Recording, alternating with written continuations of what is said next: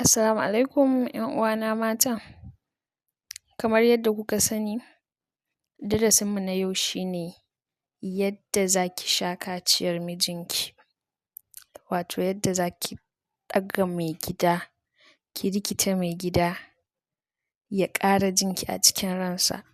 Kin san fa su maza idan har suna son abu kika musu ko kika ƙware a yi, to ba ƙaramin shiga ransu kike yi ba 'yar uwa. Za mu fara yadda za ki sha kaciyar mijinki ya manta inda yake, ki gigita shi. Wasu mazan sun fi son a sha musu kan kaciyarsu a zaune, wasu kuma a kwance, wasu kuma a tsaye. Kamar yadda muka sani, ke dai kin san ya maigidanki yake so ki dinga masa. To wasu mazan haka suke. Amma wanda ya fi sauƙi kuma ya fi kyau da daɗi shine wanda mijinki zai miki zama kamar ɗan kaciya. Zai zauna, ki zaunar da shi, ki ɗan tura shi ya jingina a bango, ya buɗe ƙafan nan ya bar miki abinsa, ya bar miki kina kallo, ki tsuguna a gaban shi kamar 'yar roko. Kina ji 'yar uwa? Idan fa kina so ki rikita shi kenan. To da farko idan kika jingina shi da bangon nan, za ki kama abun nasa a hankali, za ki kamo burarsa da hannuwanki. Ba fa irin wannan kamowa ko riƙewan da zai sa ya ji zafi ba, a'a. Irin wannan riƙewan da zai dinga jin nishaɗi da shauƙi da sha'awa.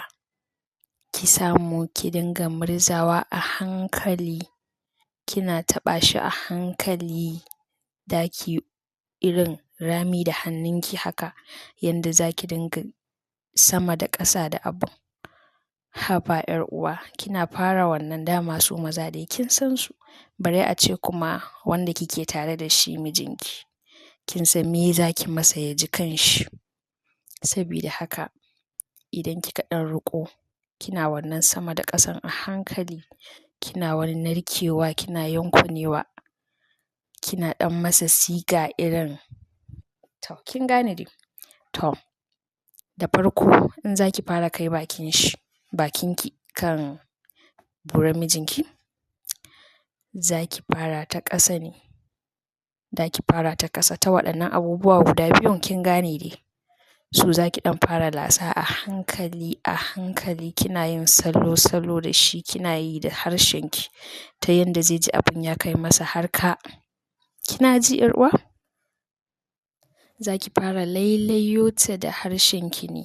Kina masa wata salo kamar macijiya. Kina ɗan ɗago su, kina lasa su, kina sumbatar gurin. Sai kin tabbatar kin kamo ta kamar za su shiga miki baki, sai ki ɗan saki, ki dinga ɗan ja masa rai. Bayan nan 'yar uwa daga ƙasan sai ki fito da harshenki, sai ki kawo ta ki lashe masa burarsa har sama, har bakin kaciyarsa. Wayyo 'yar uwa! Ki yi mata irin shan mintin nan kaɗan, za ki ɗan samo harshenki ya je wurin bakin ramin nan 'yar uwa. Ki ɗan laso ta, ki yi mata shan minti irin kin gane?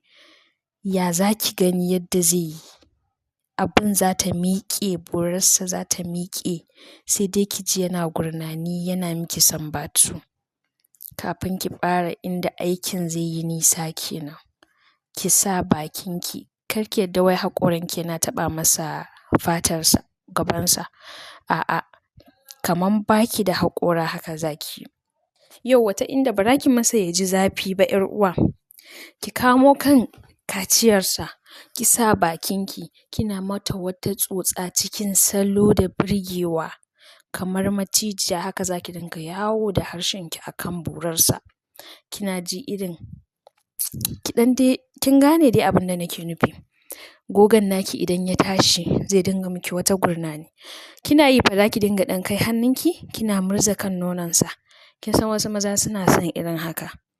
Ki dinga murza kan nononsa da hannuwanki, bayan kuma bakinki yana kan burarsa. Daga nan za ma ki iya tashi ki dinga ɗan kai harshenki kan cikinsa, kina shan cibiyarsa, kina ɗan tsotsa, kina yawo da harshenki kan cibiyarsa zuwa mararsa. Za ma ki iya kaiwa har kan nononsa ki ɗan latso ta, sai ki sake komawa kan aikinki. Habawa!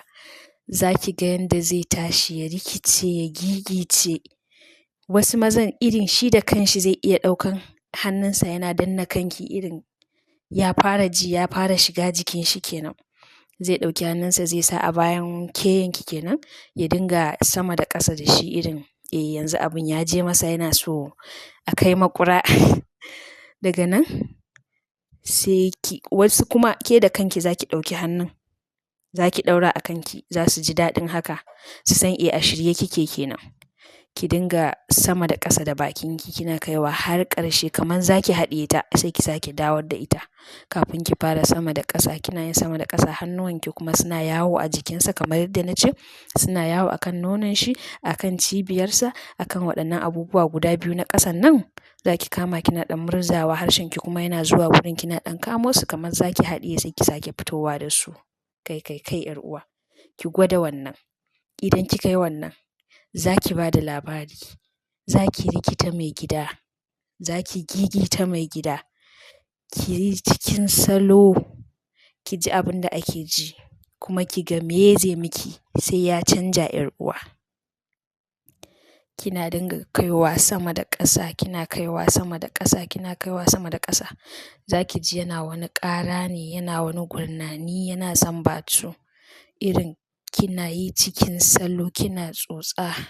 Kin gane dai yadda za ki yi wa maigidanki, kuma kin san me yake so. Saboda haka idan kike mishi irin wannan, za ki ga ya zo ya fara yi irin da ƙarfi ɗin nan. Ke ma sai ki ƙara dagewa, ki yi iya bakin ƙoƙarinki, ki tabbatar kin gamsar da shi ta wannan hanyar. Ba sai ta hanyar saduwa ne ake sa namiji ya ji ya gamsu ba. Ta irin wasanni irin haka, idan kika iya sa mijinki ya gamsu ta irin wasanni kamar irin haka, to kin zama wani shahararriyar mai zaman kanta a gidan mijinki. Kin gane? Sai ki dinga mishi irin waɗannan wasan. Maza suna son irin wannan. Har ki sa ya gamsu. Ki ta masa cikin salo. Ba wai kawai za ki dinga yin abu ɗaya ba ne ya sa shi ya ji haka. Ai sai ya ishe shi. Za ki dinga canja salo ne, kuma kina yi kina narkewa, kina yankwanewa. Abin burgewa cikin salo za ki yi abinki. Irin gogaggiyan nan, kuma irin mace da ta san kanta, ta amsa sunanta mace kenan. Kina masa hakan har sai kin ga ya gamsu. Zai miki wata iriyar abin da ba ki tunani ba. Kin san su maza. Saboda haka 'yar uwa, ki dinga bin shafukanmu da jin darasinmu sabida samun 'yancinki a gidan maigida.